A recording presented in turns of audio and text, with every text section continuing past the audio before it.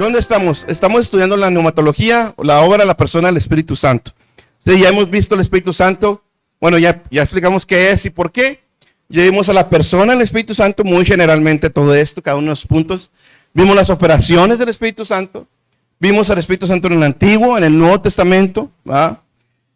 Vimos también muy importante y pasamos, creo que dos cultos, pasamos hablando de Paracleto. Sí, la palabra Paracleto, una palabra en griego que significa uno en lugar, uno igual a él, uno en lugar de. ¿Sí?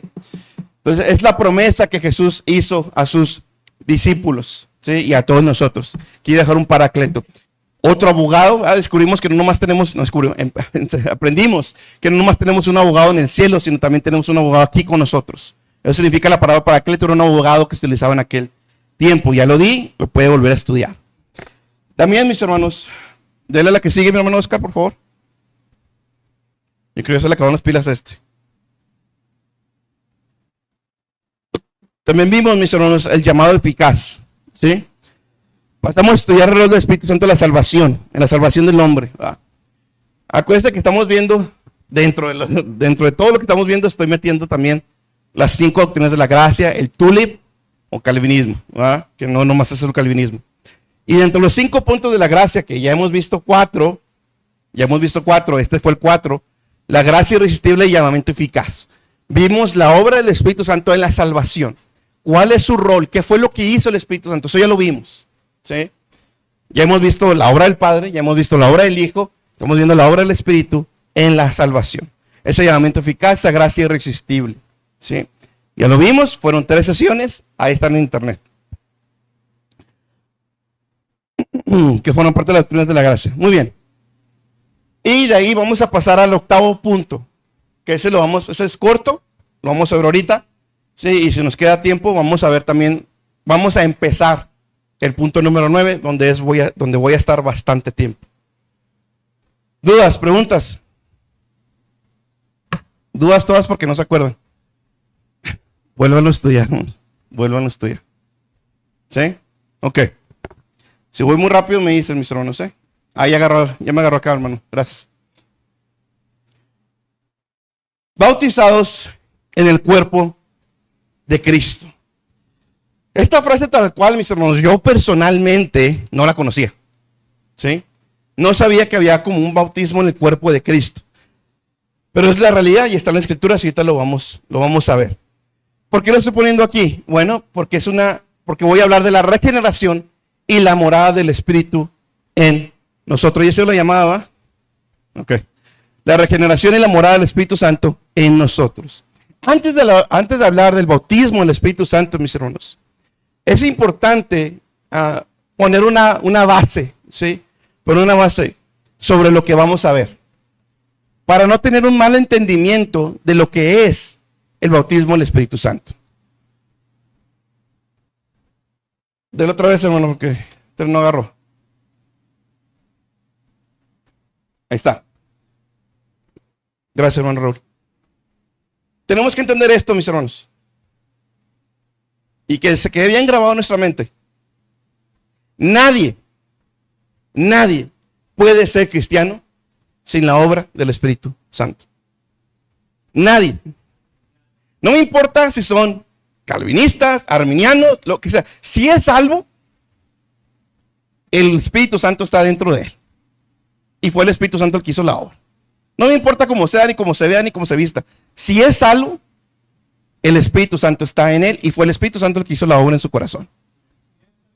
Tenemos que entender eso, mis hermanos, ¿sí? Y no caer a caricaturizar ahora al que dice, al cesacionista, que ahorita lo vamos a ver. Entonces, todo cristiano tiene el Espíritu Santo en él como morada, ¿sí? Y lo dice Pablo. Lo dice Pablo en Romanos capítulo 8, versículos 7 al 9. Ahí síganme con las hojas que lo tienen. Dice, ya que la mente puesta en la carne es enemiga de Dios, porque no se sujeta a la ley de Dios, pues ni siquiera puede hacerlo. ¿Qué está hablando Pablo aquí? Bueno, de alguien que no es salvo. Por eso habla de la carne, ¿va?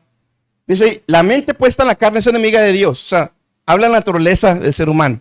es enemigo de Dios, no quiere hacer nada, no quiere nada que ver con Dios. Los que están en la carne, ¿qué dice? No pueden agradar a Dios. Es imposible. Sin embargo, vosotros, ya está refiriendo a la iglesia, ¿sí? No estáis en la carne, sino en el Espíritu. Si en verdad el Espíritu de Dios habita en vosotros. Pero si alguno no tiene el Espíritu de Cristo, el tal no es de él. Pablo, Dios mismo nos lo está diciendo muy claro. Si eres cristiano, el Espíritu Santo está habitando en ti. Y en cualquier otro cristiano verdadero. ¿Sí? Entonces, eso hay que dejarlo bien claro. Vemos algo similar en 1 Corintios, capítulo 2, versículo 10. Pero Dios nos la reveló por medio del Espíritu. Porque el Espíritu todo lo escudriña aún las profundidades de Dios. ¿A qué se está refiriendo Pablo? Al Evangelio. Él nos iluminó. Este es el Espíritu Santo que nos ilumina. 1 Corintios 2:14. Porque el hombre natural no acepta las cosas del Espíritu de Dios. O sea, el hombre natural, ¿quién es el hombre natural? El que no es salvo. ¿Sí? Porque para él son necesidad y no las puede entender. Porque se disciernen espiritualmente. Entonces, ¿qué está diciéndonos Dios aquí, mis hermanos? Somos cristianos porque el Espíritu Santo ha obrado en nosotros y nos ha concedido la iluminación, el conocimiento y la comprensión. Esta capacidad de creer, ningún hombre puede creer sin la operación del Espíritu Santo. Ningún hombre puede creer sin el Espíritu Santo. El Espíritu reside por necesidad en todo creyente. ¿Sí? Esta es una declaración fundamental de toda la Escritura. El Espíritu Santo es quien nos convence de pecado y nos ilumina y nos capacita para creer. Esto ya lo hemos visto, mis hermanos. ¿Sí? Esto ya lo vimos. Nomás dejarlo más claro. ¿Sí? ¿Dudas, preguntas con esto? Muy bien. Ahora sí. Agarre el micrófono, hermano Saturnino, por favor. Es para que no te vuelva a interrumpir. Bautizados en el cuerpo de Cristo. Hay un texto, mis hermanos. Bueno, antes de eso. Dentro, mis hermanos, de los que se denominan calvinistas, reformados, presbiterianos, bautistas, todos ellos, dentro de ellos, mis hermanos, la gran mayoría no creen en el bautismo del Espíritu Santo ni que los dones continúan. ¿Sí? Los dones del Espíritu Santo, algunos de ellos. A esa corriente se le llama cesacionismo. ¿Por qué? ¿Qué quiere decir la palabra cesacionismo? Que cesaron. Por eso es esa palabra, ¿verdad? Cesacionismo. Y hay un versículo, que de hecho está donde yo, bueno, vamos a ver también Galatas, pero después. Hay un versículo, mis hermanos, que es el que más usan para decir, para hablar en contra del bautismo del Espíritu Santo y que todos, bueno, en contra, más bien para decir que todos somos bautizados en el Espíritu Santo. Y ese versículo es 1 Corintios 12:13. 1 Corintios 12:13. Allá aquí si voy rápido me detienen, Dice, es más, ¿dónde está el micrófono? Ayúdame a leerlo, hermano Lorenzo, por favor.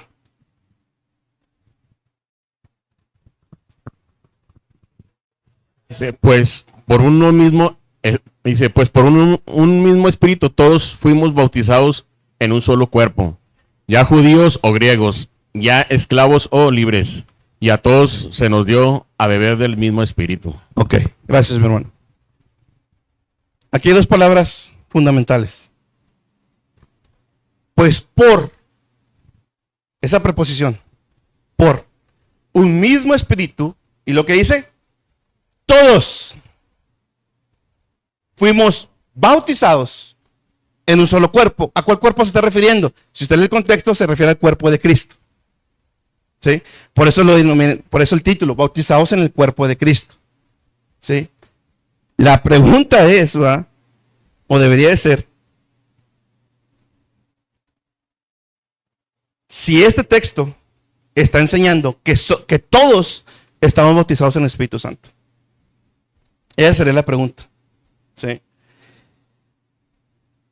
Aquí podemos ver, mis hermanos, que nuestro bautismo en el cuerpo de Cristo es una obra del Espíritu Santo, así como la regeneración es también su obra.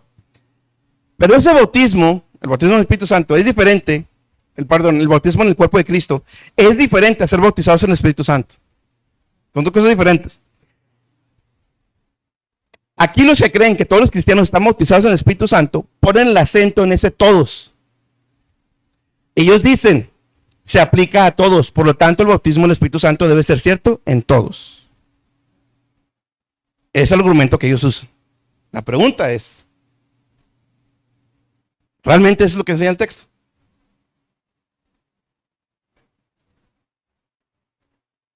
Primero, mis hermanos, debemos de poner atención en la preposición que se utiliza. ¿Qué preposición se utiliza? La palabra por. Y es bien curioso, mis hermanos. Reina Valera Antigua, 1960, Biblia de las Américas y creo que también NBI, todas lo traducen por. ¿Qué es lo que dicen ellos? Que la palabra por, en el griego, debería traducirse en, que son dos cosas diferentes. ¿Sí? No quiero marearlos tanto. Preposición en. Acuérdense, esa palabra que en griego que está ahí, en por, que se traduce como por, ellos dicen que debería traducirse en. ¿Ok? ¿Qué implica que la traducción sea en y no por? La preposición en normalmente señala el lugar o elemento en el que ocurre algo. Por ejemplo, estoy en la casa. Mi estado, mi presencia física está ocurriendo dentro de la casa. El pez está en el agua. El pez está moviendo dentro del agua. La actividad está sucediendo dentro del agua. Fui bautizado en agua. ¿Por qué? Porque me sumergieron. La actividad fue dada dentro del agua. ¿Sí? Entonces la preposición, mejor dicho, en, sugiere la actividad, que la actividad está ocurriendo dentro del elemento. La casa, el agua, pues sí, en esos dos casos, ¿verdad? Eso es la palabra en, la preposición en. La preposición por normalmente señala el agente o instrumento que realiza una acción. Por ejemplo, el libro fue escrito por Juan. ¿Quién llevó la acción? Juan. La puerta fue abierta por el guardia. ¿Quién abrió la puerta? El guardia. Fui salvado por la gracia de Dios. La gracia. ¿Sí? Ok. La preposición en habla del lugar o elemento donde algo sucede. Mientras que por habla de quién está realizando la acción. No se le olvide esas dos cosas. Si digo, la carta fue escrita por Juan, Juan es quien escribió la carta. Si digo, la carta está en el sobre es el lugar donde está la carta. ¿No los perdí? ¿Qué? ¿Seguro, Samuel? A ver, pues. Volvamos al texto.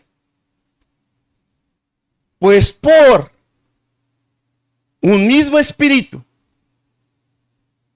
¿sí? Todos fuimos bautizados. Bueno, antes de eso, todos nosotros, bueno, aquí hay varias cosas, mis hermanos, que no las incluí para no marear más. Hay varias cuestiones gramaticales, ¿va? Y del griego, pero creemos que la traducción correcta, ¿sí? Y tengo todo el artículo donde se especifica y se argumenta por qué. La traducción correcta es por. ¿Sí? Así lo creemos por cuestiones gramaticales del griego que valida tal traducción. Y efectivamente es la traducción que se encuentra en casi todas las traducciones protestantes de la Biblia. Ahora, fuimos bautizados por un mismo espíritu, no en. En, si dijera en, entonces se refiere al bautismo del Espíritu Santo. Porque Jesús dijo, Juan el Bautista dijo que Jesús nos iba a bautizar en Espíritu Santo y fuego. ¿Quién es el que lo está llevando a cabo? Jesús. ¿En dónde? En el Espíritu Santo. En el Espíritu Santo. Entonces la palabra por nos está indicando lo contrario. Perdón, el instrumento que realiza la acción. ¿A qué me refiero? ¿Quién es el instrumento aquí? El Espíritu Santo. Es el Espíritu Santo quien nos bautizó a un solo cuerpo. Nos unió a un cuerpo, que es Cristo. Es mucha diferencia decir en o decir por. Pero no nomás es la cuestión gramatical, mis hermanos, la que valida la traducción, sino también es el contexto. Ahí nomás que les quería mostrar, ¿verdad? En el griego literalmente, la palabra bautizados, ¿sí? Dice, porque por un solo espíritu todos fuimos bautizados. La palabra bautizados literalmente, como la traduce ahí, fuimos sumergidos. Fuimos sumergidos, ¿sí? En el cuerpo de Cristo. ¿A qué se refiere? Traiga a la mente la vid verdadera, ¿sí? Yo soy la vid y vosotros los pámpanos. Pablo habla que fuimos injertados en la vid, introducidos en la vid, ¿sí? ¿Quién hizo eso? El Espíritu Santo. A eso se refiere el bautismo en el cuerpo de Cristo. Fuimos injertados en el cuerpo de Jesús. Y ahora formamos parte del cuerpo, ¿verdad? Que es el contexto de lo que está hablando Pablo.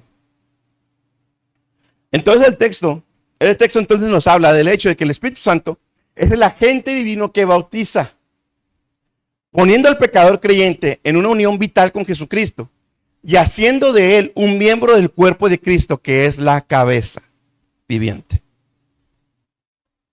Amén. Veamos el contexto. 1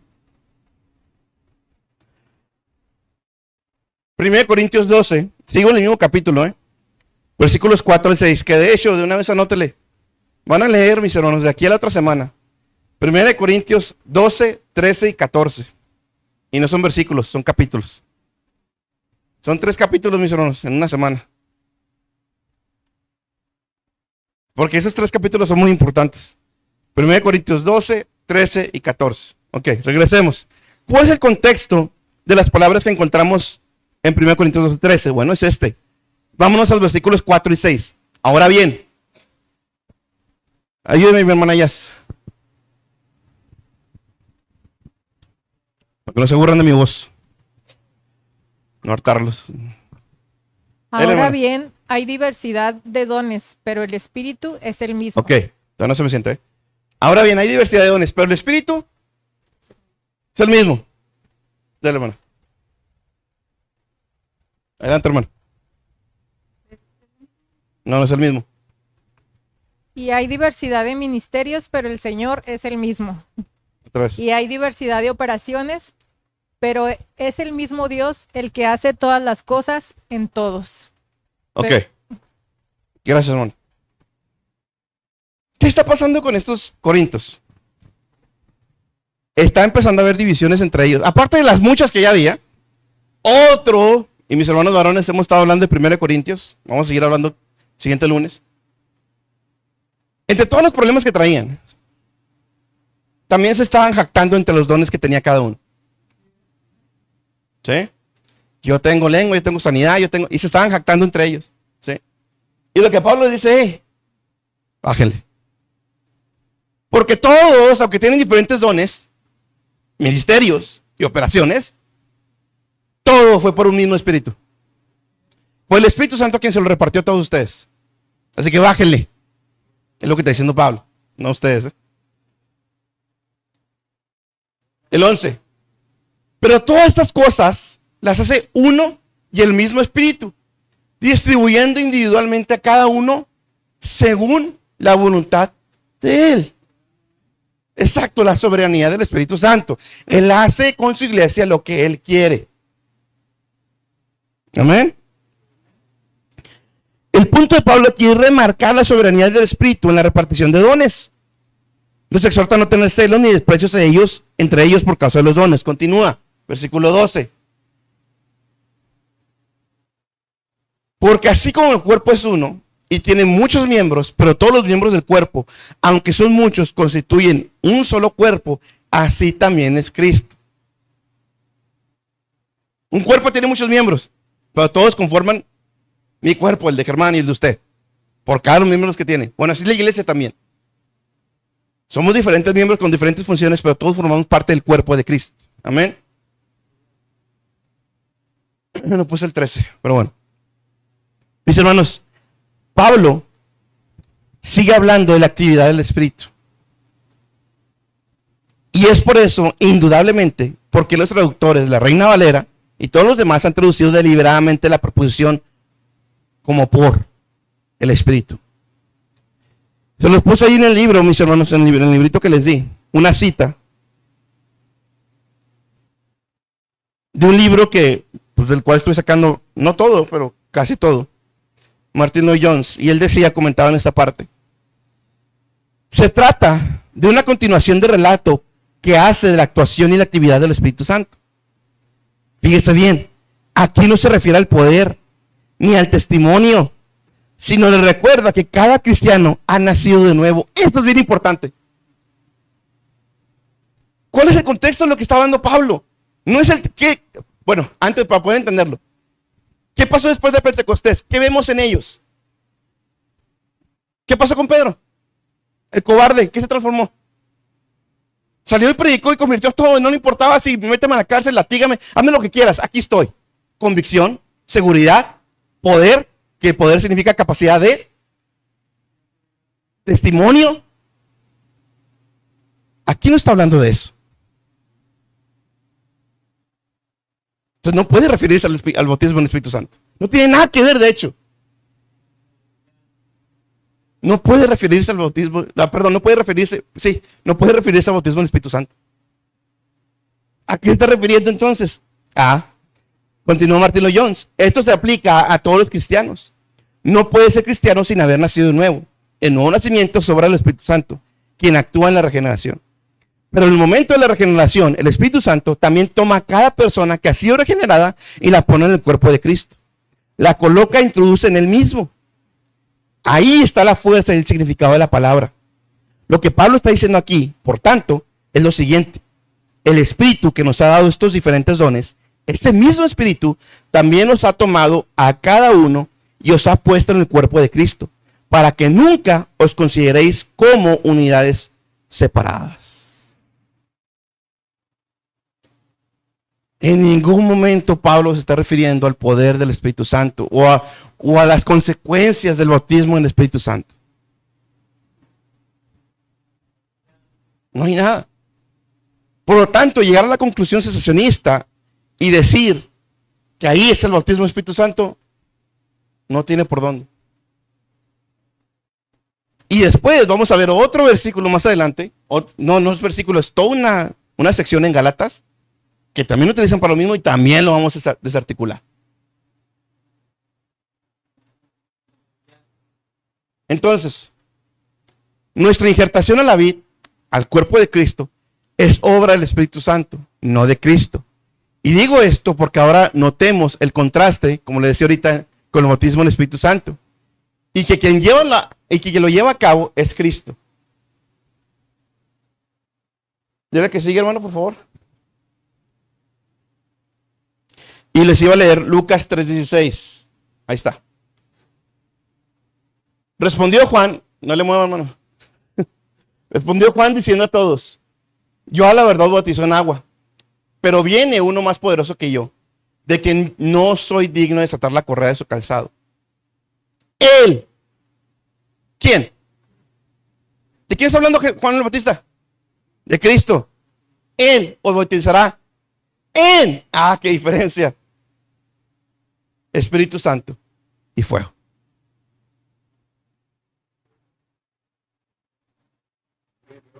Una palabrita hace la gran diferencia. ¿Sí? Nadie es cristiano sin haber sido regenerado. Y nadie es cristiano sin ser un miembro del cuerpo de Cristo. Todos los cristianos están bautizados en ese cuerpo. Podemos concluir con esta parte. Todo cristiano ha sido regenerado, bautizado en el cuerpo de Cristo y constituido templo del Espíritu Santo por la obra soberana del Espíritu Santo. Lo anterior lo afirmamos y lo creemos. Está claro en su palabra, ¿va? Pero también afirmamos que se puede ser creyente y tener el Espíritu Santo morando en él y aún así no estar bautizado con el Espíritu Santo. Estamos hablando de una obra que es después de la regeneración. Bueno, no después necesariamente, pero es diferente a la regeneración. O sea, para los que son nuevos, hay algo que Dios hace. Además de que me salva, hay un sello que Dios pone, que Jesús pone sobre mí y me dice, tú eres mi hijo.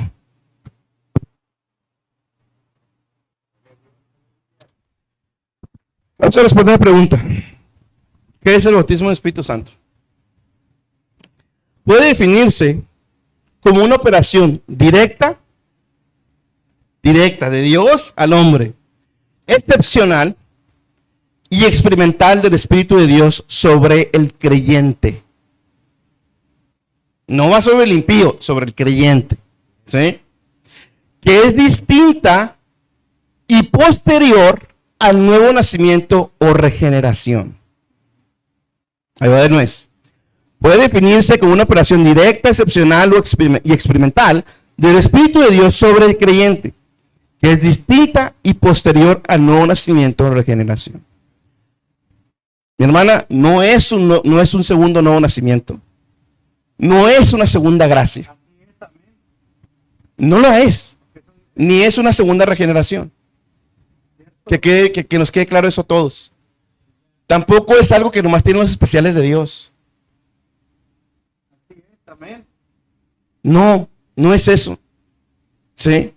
Entonces no es ninguna de las dos cosas. No son los especiales de Dios, porque hay hombres que Dios los ha usado y fueron secesionistas. Se consagraron más que yo. Vamos a ver por qué. Eso lo vamos a ver por qué y lo voy a explicar por qué. Y lo vamos a ver aquí.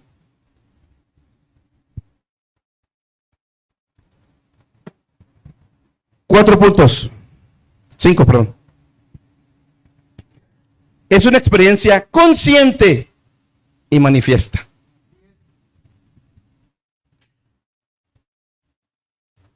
Por eso decía mi hermano, me dio miedo lo que expresan. Porque algunos dijeron, no sé qué pasó. Yo supe qué pasó en todo momento. Los testimonios que leí supieron qué pasó en todo momento. No hubo ni siquiera un momento, milisegundo, donde quedara inconsciente. Entonces, bien claro eso, es una experiencia consciente. Todos los demás que usted ve que tumbaditos, que se tiran, que hacen tanta marometa, se tiran y se desmayan, aparentemente, vamos a creerles, se desmayaron, ya no cumplió. Porque es una experiencia consciente, y todo eso lo vamos a ver con la palabra de Dios. Apenas les estoy dando la primera pizquita de todo lo que les voy a traer. Es una experiencia consciente y manifiesta. No es algo que sucede de forma inconsciente, sino una habitación que el creyente siente y experimenta de forma clara. Clara. No es algo místico. No es algo que me elevaron. Que puede pasar que me eleven, Pero hablando del Espíritu Santo, no es algo místico. Es clara. ¿Y a qué se refiere como manifiesta? Esta es la parte más importante. Es evidente para los demás. Porque muchos dicen, yo fui bautizado con el Espíritu Santo y nunca he visto que tengan la experiencia.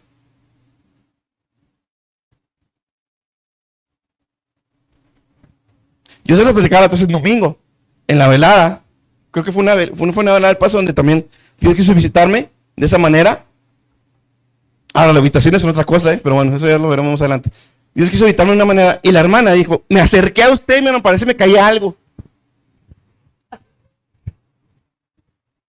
¿Por qué lo dijo? Fue evidente. Fue evidente. Fue evidente para todos. Y me acuerdo todavía cuando di el testimonio la primera vez. Supe que pasé y supe que fue Dios. Y no sabía nada de esto, Entonces, es algo consciente y manifiesto. Para todos los demás, ¿está claro? El hermano fue bautizado con el Espíritu Santo. No es algo ambiguo. No es algo abstracto. No es algo que nomás usted y Dios se ve. Es evidente. Les adelanto, Simón el Mago. ¿Se acuerdan de Simón el Mago o no leen la Biblia? Quiso comprar algo, ¿por qué? ¿Vio algo? Número 2. Es distinto a la salvación, es lo que estamos hablando. Se puede ser un verdadero cristiano, puede haber nacido de nuevo, puede tener el Espíritu Santo morando en su interior y aún así no haber sido bautizado con el Espíritu Santo. Esa parte obviamente la vamos a ir demostrando. ¿Sí? Mi intención el siguiente era precisamente empezar a hablar ahora sí de eso. ¿Sí? Entonces, vamos a demostrar con la palabra que es una, y con el testimonio también de la historia, que es una experiencia separada de la salvación. Su propósito es el testimonio y el poder. Su propósito es el testimonio y el poder. La función primordial de este bautismo es capacitar al creyente para ser un testigo eficaz de Jesucristo y otorgándole un denuedo y una autoridad sobrenaturales para predicar el evangelio. Les voy a adelantar algo un poquito. Es muy diferente ser un representante a ser un testigo. Muchos predican como representantes nomás. El Espíritu Santo lo que te da es predicar como testigo. Puedes sonar muy convincente como representante, sabes, lo estudiaste, sabes exponerlo, pero haber sido testigo de algo, convicción. Y no se trata de gritar, ni se trata de subir o bajar la voz. Es predicar y que el mensaje impacte. No va a impactar a todos, obviamente, no todos son salvos, pero va a impactar a los corazones. Y no nomás eso, se va a notar en la persona. Cree en lo que dice. Y además les voy a compartir otra cosa. Cuando mi esposa estaba con su abuelita en el lugar donde tenían cuidado, mi esposa ponía las predicaciones los domingos en la llamada y se lo ponía ahí a nuestra hermana Luz María. ¿Sabe qué le decían las enfermeras o otras que estaban ahí alrededor? Ese hombre sí cree lo que está diciendo y no lo estaban viendo.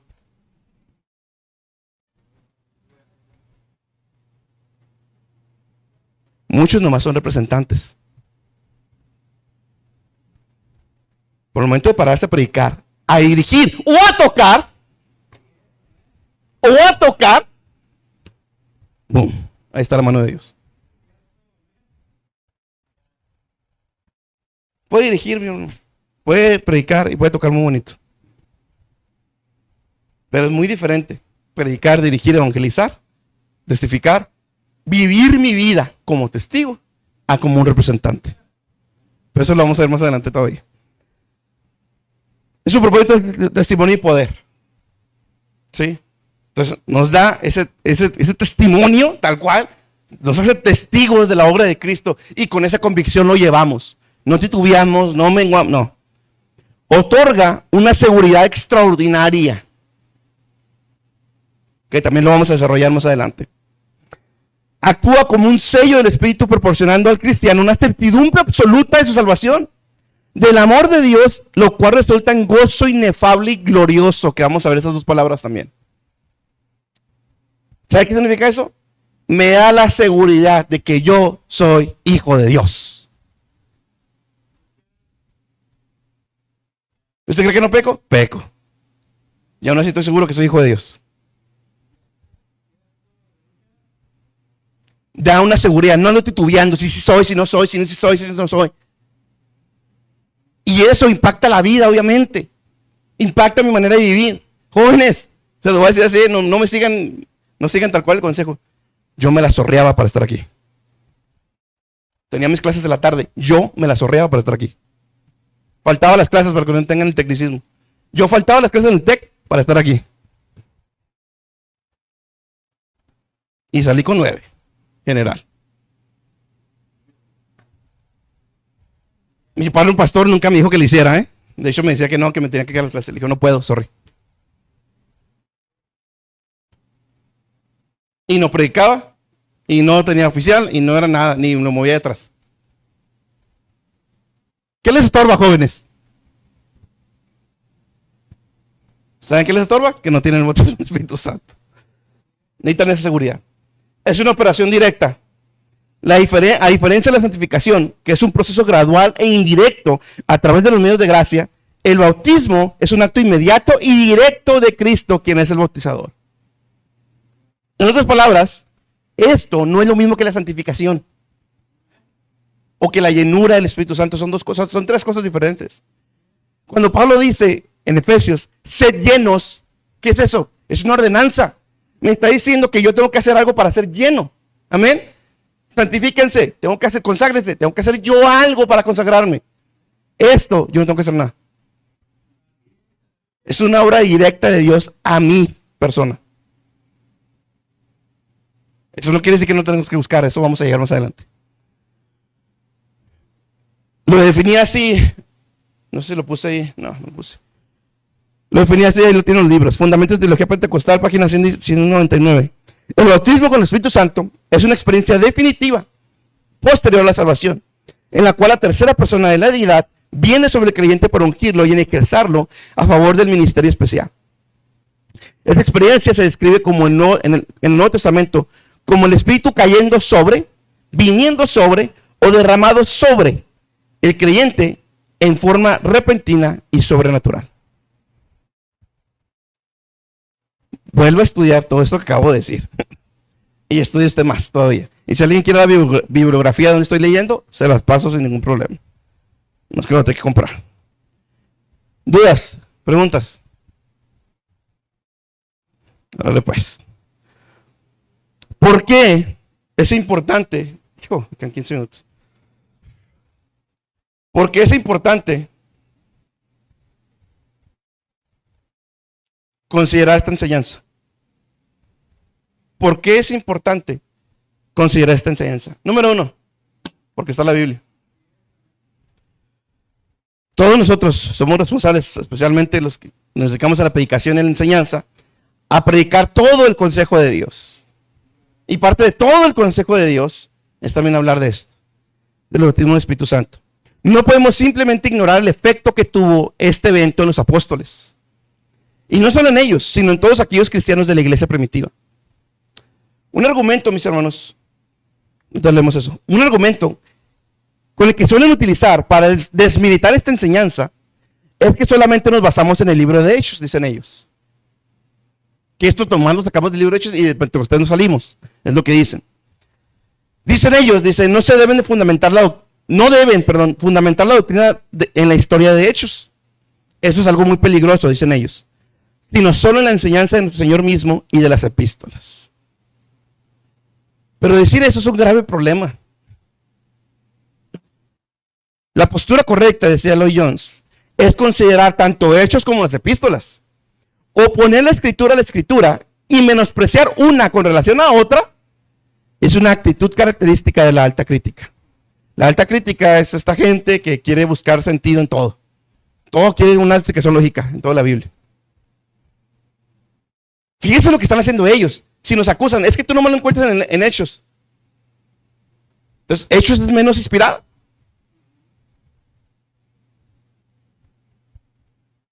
Además de que no lo encontramos solamente en Hechos, como lo voy a demostrar. Recordemos, mis hermanos, que uno de los fines principales de Hechos es mostrar el cumplimiento de la promesa en cuanto al bautismo del Espíritu Santo, la promesa del Padre, lo que Jesús le dijo a sus apóstoles. En Hechos se nos dice cómo sucedió, los resultados que produjo, cómo se reconoció y las partes esenciales y vitales de esta enseñanza. Pero como les decía ahorita, ¿por qué no encontramos exhortaciones en las epístolas a ser bautizados en el Espíritu Santo? Si encontramos ser llenos, si encontramos conságrense, si encontramos probar, si encontramos muchas cosas, pero no encontramos, busquen el bautismo del Espíritu Santo. No lo encontramos. ¿Por qué? Porque todos eran bautizados con el Espíritu Santo en ese momento. Todos y cada uno. Era lo normal lo usual. No había necesidad de exhortar. No había necesidad de poner ese mandamiento ahí. Las epístolas debemos interpretarlas a la luz de Hechos. Hechos nos está diciendo cómo era la iglesia y lo que pasó en la iglesia. Y por las epístolas, puedo entender cuál es el contexto de lo que está pasando. Y por Hechos, yo sé que las iglesias eran bautizadas con el Espíritu Santo. Todos. Todos. Pensemos en los capítulos 2 al 14, que ya les dije de Corintios, que lo van a leer. Fíjense lo que preguntaba Martino Jones. ¿Qué hay en los capítulos 2 al 14, hermanos? ¿Qué hay ahí? La exhortación de Pablo a usar bien los dones. Amén. Decía Martino Jones, ¿cuántas iglesias el día de hoy necesitan esta exhortación? ¿Cuántas iglesias el día de hoy necesitan esa exhortación?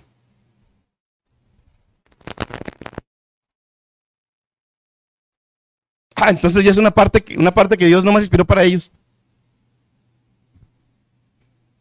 Muy pocas. Notemos esto y nótenlo cuando lo lean, y espero que lo lean. A pesar de los excesos, Pablo no les prohíbe usarlos. De hecho, espera que los usen. No calla al que está hablando en lenguas. No lo calla. Le dice, si no hay intérprete, baja la voz y habla contigo y con Dios. Punto. Y con orden.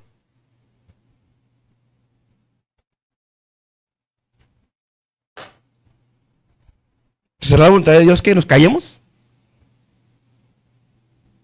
No es la voluntad de Dios. Número 2, es una promesa. En Lucas 3:16 la encontramos. Es una promesa y no debemos de conformarnos con menos de lo que Dios tiene para nosotros, jóvenes, hermanos, todos aquí nosotros. Porque no nomás es una cuestión del bautismo del Espíritu Santo, implica más cosas. Mis hermanos, no debemos de conformarnos con menos de lo que Dios tiene para nosotros. Si Dios ha prometido B, pues voy a buscar B. ¿Por qué no buscarlo si Dios lo prometió? Se los voy a demostrar. Veamos las iglesias del Nuevo Testamento. Agarremos el Nuevo Testamento así nomás, así, plano y llano. ¿Qué ven las iglesias, hermano? Llenas de gozo, vida espiritual, vigorosas, con gran convicción y seguridad. Yo le pregunto, ¿esto lo tiene usted? ¿Por qué nos conformamos con menos? Ahí va. 1 Pedro 1:8. Perdón, pensé que estaba acá. A quien sin haberle visto, le amáis. Y a quien ahora no veis, pero creéis en él. Y os regocijaos grandemente con gozo inefable y lleno de gloria. Fíjense cómo la traduce en la Nueva Versión Internacional. Se alegran con un gozo indescriptible. No inexplicable, son dos cosas diferentes. Indescriptible y glorioso, o sea, allá de gloria, es el cielo en la tierra. Ahora hagamos unas preguntas al texto. ¿Qué está diciendo el texto? Que en nosotros debe haber un ¿qué? Un gozo indescriptible y glorioso. La pregunta es, ¿lo tenemos? No es solo un hecho, no es solo el hecho del bautismo del Espíritu Santo y siempre hablar del bautismo. Hubo consecuencias del bautismo.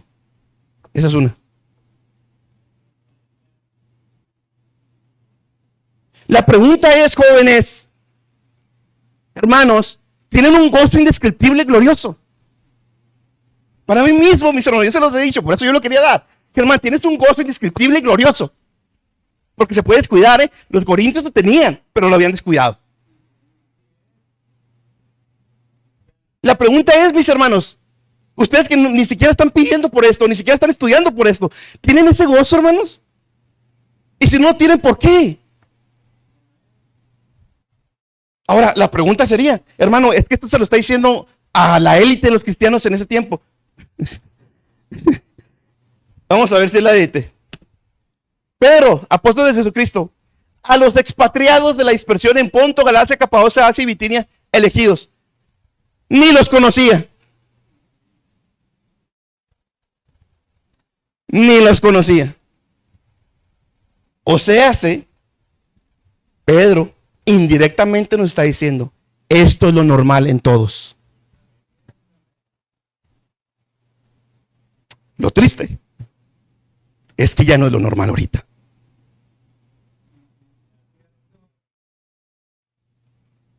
Y no es culpa del Espíritu Santo ni de Dios.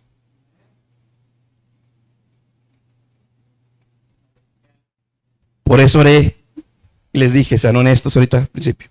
Sean honestos. Jóvenes, ¿por qué no tienen ese gozo indescriptible y glorioso? ¿Por qué no lo tienen, hermanos? O si lo tienen, qué bueno, gloria a Dios. No estoy diciendo que nadie lo tenga, pero sea honesto. ¿Por qué no lo tienen, hermano? ¿Se lo está escribiendo solo un grupo de apóstoles o de ancianos de la iglesia? No. Escribe a miembros ordinarios de la iglesia cuyos nombres ni siquiera conoce. Y no obstante, algunos dicen que esto del bautismo del Espíritu Santo nomás ocurre a veces, es excepcional. Ese gozo indescriptible y glorioso no es excepcional ni a veces. Aquí Pedro está dando por sentado que todos sienten lo mismo.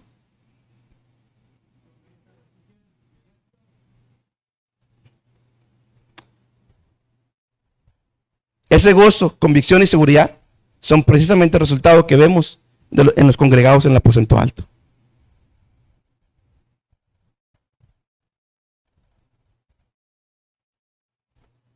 ¿Por qué necesitamos, mis hermanos? ¿Por qué es importante considerar esta enseñanza? Porque necesitamos más convicción y seguridad. ¿Lo necesitan? Yo he menguado mi convicción, a veces mengo. ¿Y por qué pasa? Porque descuido el Espíritu Santo, descuido mi consagración. Pero yo sí les puedo decir, como voy a traer testimonios y como lo vemos en la Biblia, el bautismo del Espíritu Santo trae convicción. Trae convicción. Para hablar delante de quien tenga que hablar, no me interesa. No ando ahí, es más, se lo voy a leer. Fíjese bien. Aunque existe una seguridad que proviene, fíjese bien, existe una seguridad que proviene de deducir las escrituras. Podemos hablar de escritura y decir, sí, hermano, pues soy salvo porque veo esto, veo aquello, que vamos a hablar también más adelante de eso. No, hay una seguridad más arriba de eso. Él, diciéndome, eres mi hijo. El Espíritu Santo otorga una seguridad de un orden superior. Una vez más vemos el testimonio de Pedro antes y después de Pentecostés. Esteban, un hombre lleno del Espíritu Santo, predicaba con poder. Felipe predicaba con poder y también sanidades junto con Esteban. Tabita, ella no predicaba, hermano. Sí, pero servía a Dios y a todos lo tenía llorando un grupo de viudas. ¿No estaba llena del Espíritu Santo? Estaba llena del Espíritu Santo, por eso servía como servía. ¿Por qué no servimos como servimos, hermano? ¿Por qué no servimos como el Antiguo Testamento, como el Nuevo Testamento? Ya le voy a decir por qué. No tienen el bautismo del Espíritu Santo. Le falta convicción, hermano. Le falta convicción. Por eso no todos sirven igual. Por eso no todos hacen los sacrificios igual. Por eso unos se esfuerzan más que otros. No tienen convicción, hermanos. A la primera les gana y no vienen. A la primera les ganan y no se levantan a orar. A la primera les ganan. Porque les falta convicción. Convicción. Lidia, yo todo, ¿qué necesitan? Yo tengo dinero, ¿qué necesitan? No predicó, pero estuvo llena del Espíritu Santo. ¿Qué necesitan? Vénganse a la casa, aquí, yo los patrocino. Rápido, rápido. Priscila y Aquila. A excepción de Pedro, nombré a puros normalitos. Entre comillas. No es algo de los apóstoles, ni es algo de los superhombres ancianos de la iglesia. Priscila y Aquila fueron un matrimonio usado por Dios para el ministerio de Pablo. Decía Martin Lloyd Jones, La necesidad más grande que tenemos en este momento es de cristianos que posean la seguridad de su salvación.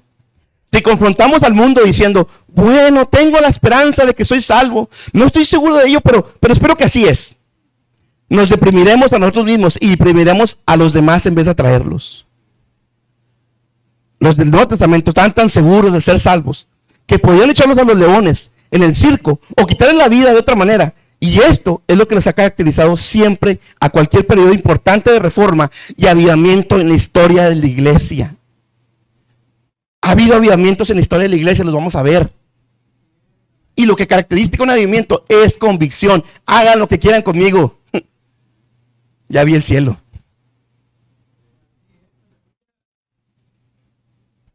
Por eso no todos se entregan igual, hermanos. Esa es la realidad. Romanos 8, 15 al 16. Pues no habéis recibido un espíritu de esclavitud para volver otra vez al temor, sino que habéis recibido un espíritu de adopción como hijos, por el cual clamamos a Padre. El espíritu, con mayúscula, da testimonio, da testimonio a nuestro espíritu que somos hijos de Dios. Pablo aquí está hablando, mis hermanos, de la forma más elevada de seguridad, de una absoluta certidumbre. Es gloriarse y exclamar, Abba Padre. Yo les pregunto, mis hermanos, ¿tenemos ese clamor? Porque otra vez, esto es una realidad para todos los cristianos. Pablo se está escribiendo a todos.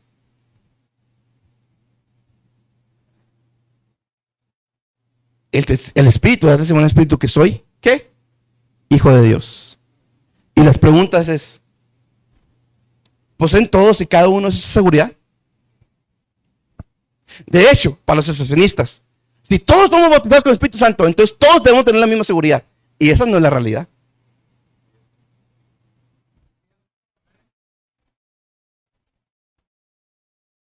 ¿Tienes tú ese clamor natural en tu interior que dice, Abba Padre? ¿Sabes por encima de toda duda, discusión, sospecha o vacilación que eres hijo de Dios y coheredero con Cristo? ¿Estás seguro, hermano? Jóvenes, ¿están seguros? No es porque mami y papi te trae. Te regocijas en una plena certidumbre de fe. Plena. Ahora nota, el que usted no tenga esa certidumbre es seguridad. No quiere decir que no sea salvo. No se agüite. Pero sí búsquelo. Somos salvos solo por la fe, no por la seguridad que tenemos. Se trata de cristianos que no están disfrutando de la plena seguridad de la salvación y de la fe.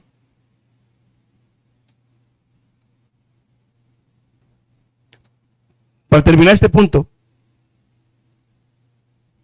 pensemos otra vez en las iglesias, en Corintios 12 al 14. ¿va?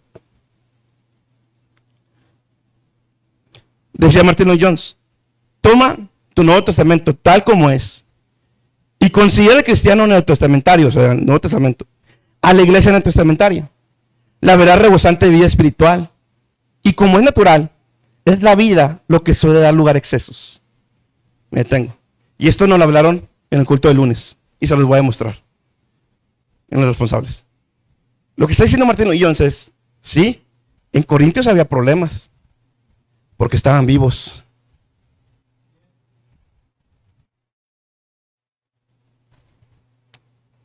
Para esos pastores que dicen que su iglesia es perfecta y que no hay nunca ningún problema, mi hermano, ¿cuál es la conclusión? Están muertos todos de allá adentro. Están muertos, mis hermanos. Conquistaron el Espíritu Santo hace mucho tiempo. Por eso no hay problemas. Un niño con vida, mis hermanos. Un niño con vida es el que me da problemas. Es el que lo tengo que bajar del árbol. Es el que le tengo que regañar. Pero un niño muerto, o un niño no muerto, un niño enfermo, un niño con debilidad, no tengo que decir nada. No tengo problemas de disciplina con él. Tengo otros problemas. Pero una iglesia que tiene vida es la que va a tener problemas. No hay problemas en la iglesia, pues estás muerto. Estás muerto.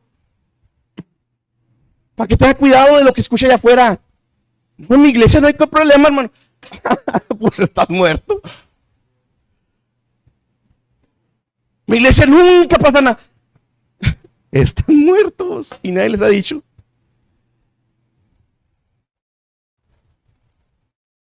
los dones, el bautismo, el poder, pues creo que voy a tener peligros de caer en excesos. Porque eso es una realidad en mi vida. Por eso Pablo no les prohíbe, le dice, tengan orden nomás.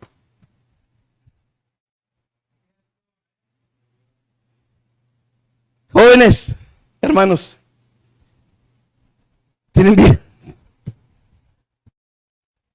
Tienes vida, te gozas en la alabanza, te gozas en la predicación, te gozas cuando lees tu palabra, te gozas, te salen lágrimas, lloras cuando lees la palabra tú solo, donde nadie te ve.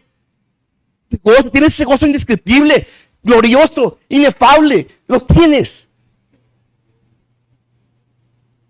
Lo tienes. Y otra vez, no se trata que digas, sí, amén, hermano.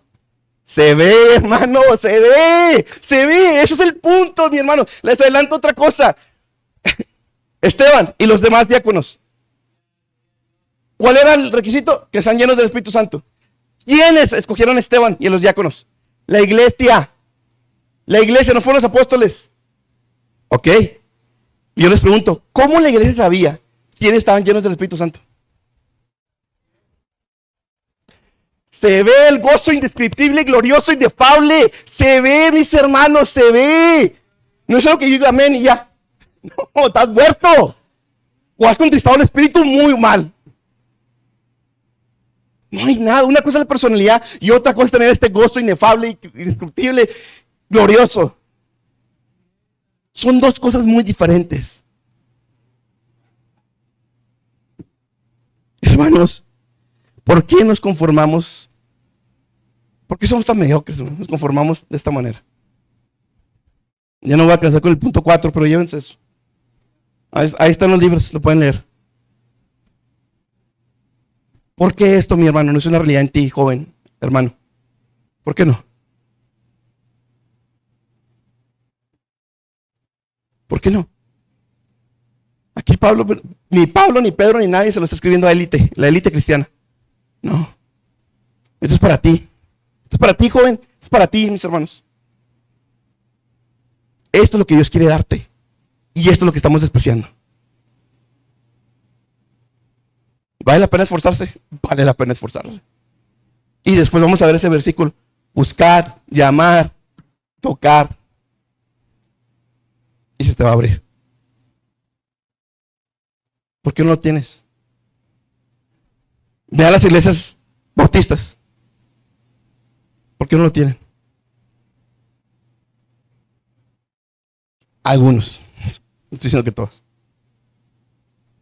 Pero lo más importante es que ustedes los de afuera me valen. Usted, mi hermano, que lleva años o que lleva poco, jóvenes, ¿por qué no tienen este gozo inefable, indescriptible, glorioso?